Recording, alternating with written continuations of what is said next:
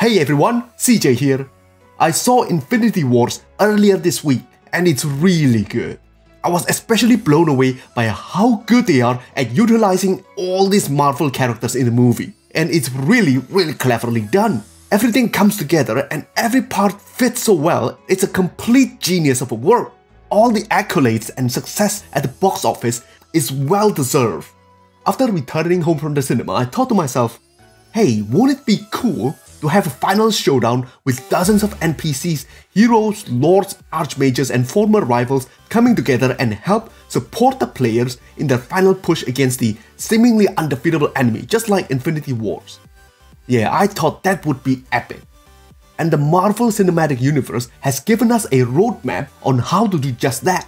So in this video, I'm going to discuss what we can learn from the MCU to make an epic confrontation in our campaign. Of course, it's going to be adapted to make it more relevant to a tabletop RPG campaign. Because obviously, there are differences between the passive medium of a movie and the interactive medium that are games. Oh, by the way, don't worry about spoilers. This video is going to be very light on spoilers. You can still enjoy the movie if you haven't seen it.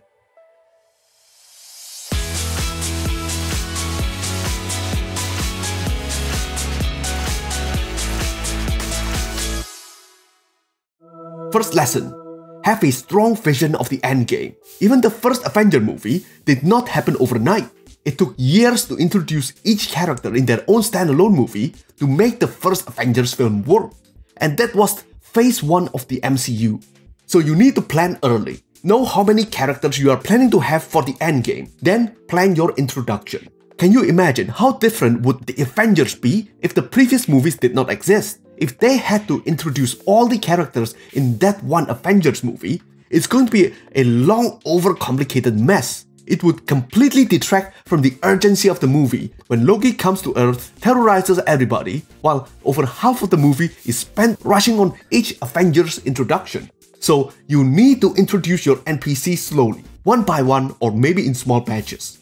It is unlikely that your beginner players can remember too many NPCs at a time, especially when their working memory is already overtaxed by having to learn new rules.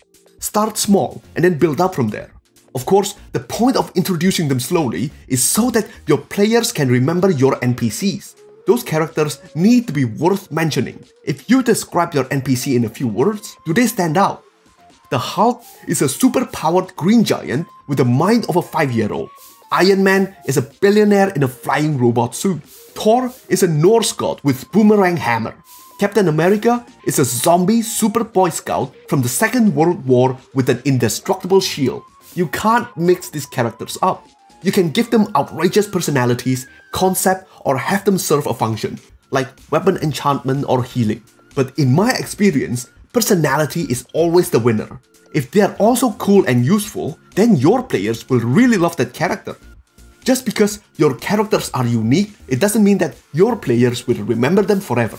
You don't want to spend half of the finale session reminding your players who all those NPCs you put in front of them are. So remember to have them return every once in a while. This is like having sequels in MCU. Have your NPCs make cameo appearances or have other NPCs mention them. If you've got a big list of NPCs, it's gonna get pretty tough for your players to remember everybody. So you should start using memorization techniques to help your players memorize them. An easy way of doing this is to group them, like the Avengers and Guardians of the Galaxy. This memorization technique is called chunking. George R.R. Martin also used this technique in Game of Thrones by grouping his characters with the house they belong to, the Lannisters, Stark, and so on. Related to grouping is association. Spider-Man is not an Avenger, but he is closely associated with Tony Stark.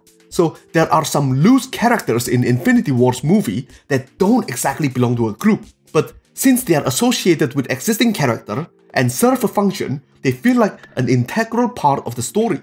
Another memorization technique you can use is method of loci. This is also called the Mind Palace technique, as it was used in Benedict Cumberbatch's new Sherlock Holmes series. Yes, it is a real technique. It works like this. Imagine a location. It can be a house or a world. Then, as you walk through it, assign information. In this case, an NPC to each room, or a kingdom. When you retrace your journey, it makes it easier for you to visualize information and recall them. For many campaigns, a world map is going to be a very useful tool for memorization. For example, the players encounter the Alpha team in the Northern Kingdom at the start of their journey, then the wrestlers in the Mountain Pass, and so on. When it comes to the final showdown, remember not to overuse your NPCs.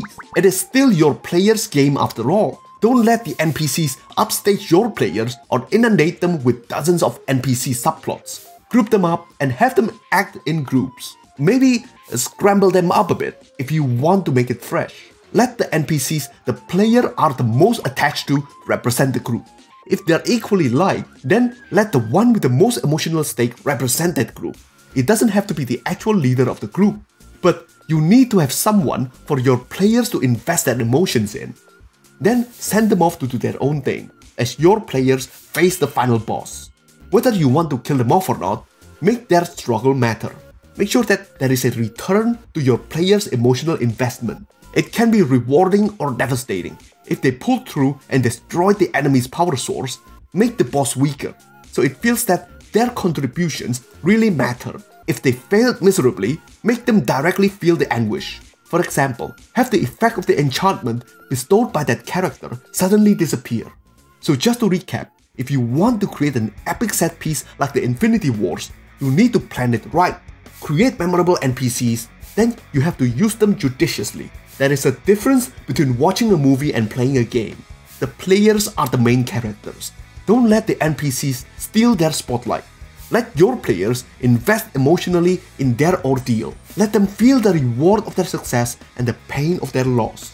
Most importantly, let your players know that their existence matters, and vice versa. Alright, that's it for the video.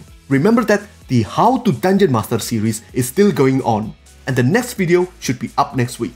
Subscribe and join the notification squad so that you get it first when it's released. CJ, over and out.